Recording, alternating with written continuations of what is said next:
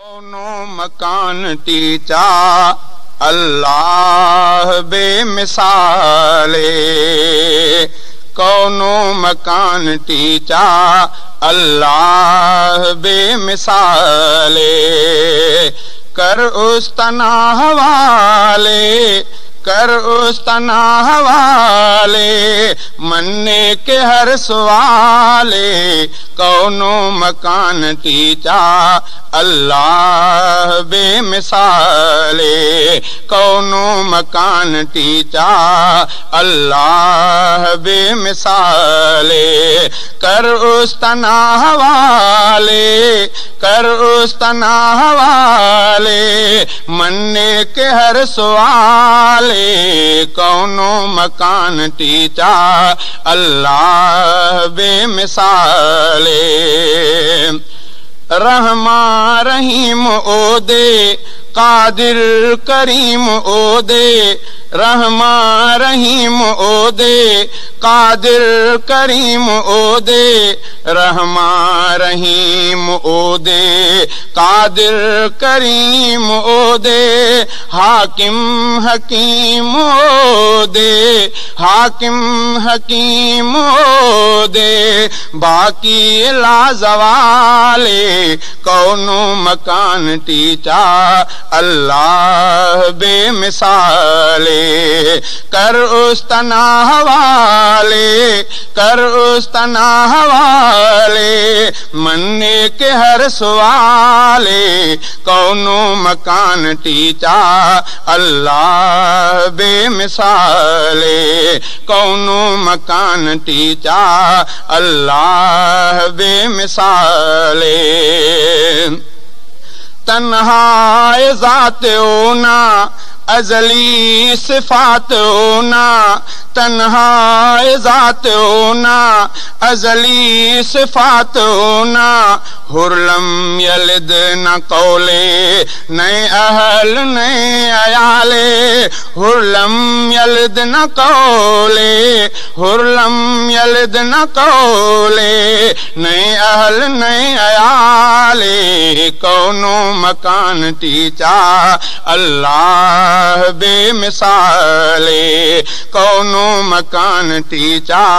अल्लाह बेमिसाले,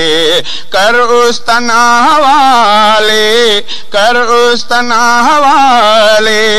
मन्ने के हर सवाले, कौनो मकान टीचा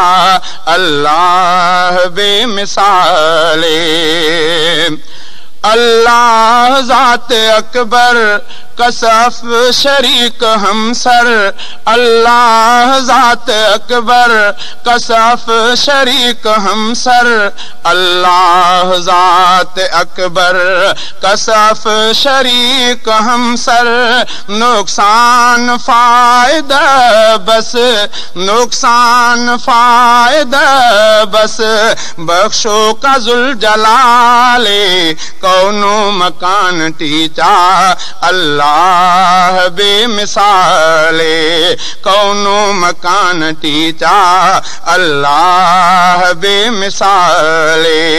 कर उस तना हवाले, कर उस तना हवाले, मन्ने के हर सवाले, कौनो मकान टीचा अल्लाह बेमिसाले, लैसा कमिस्लिही चा मस्शान वहदहू पा, लैसा कमिस्लिही चा मस्शान वहदहू पा, उस्ता तराज दाने चाओ का हर हवाले, उस्ता तराज दाने, उस्ता तराज दाने चाओ का हर हवाले, कौनो मकान टीचा अल्लाह बेमिसाले, कौनो मकान टीचा अल्लाह बेमिसाले, कर उस तना हवाले, कर उस तना हवाले, मन्ने के हर सवाले, कौनो मकान टीचा अल्लाह बेमिसाले, قرآن کلام اونا مس فیض ہم اونا قرآن کلام اونا مس فیض ہم اونا قرآن کلام اونا